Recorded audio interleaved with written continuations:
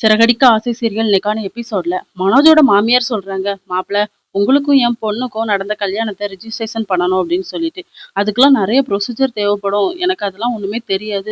நிறைய நாள் ஆகும் அப்படின்னு சொன்னா எனக்கு தெரிஞ்சவங்க இருக்காங்க. அது மூலியமா நான் ரெடி பண்ணிட்டு நாளைக்கே ரிஜிஸ்ட்ரேஷன் வச்சிருக்கலாம். நீங்க வந்துருங்க அப்படிங்கிற மாதிரி சொல்லிடுறாங்க.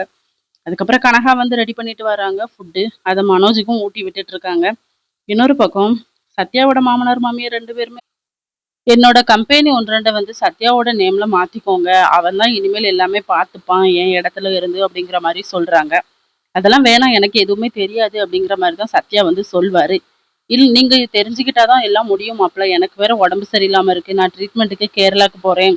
அதனால நீங்களே பார்த்துக்கோங்க அப்படிங்கிற மாதிரி சொல்லிடுறாங்க. சத்யாவையும் ரேகாவையும் அமுச்சு விட்டுட்டு சிந்தாமணி கிட்ட அவங்க ஹஸ்பண்ட் சொல்லுவாங்க, நான் கேரளால போய் கொஞ்ச நாள் என்ஜாய் பண்ணிட்டு வரேன். அதுக்கு முன்னாடி நம்ம மருமகனையும் மகளையும் நம்ம வீட்டுல இருக்கிற மாதிரி நீ தான் பண்ணணும் அப்படின்னு சொல்லி.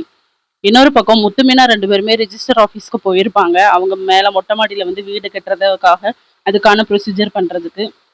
அதே ரிஜிஸ்டர் ஆஃபீஸ்க்கு தான் நம்ம மனோஜும் போயிருப்பாரு.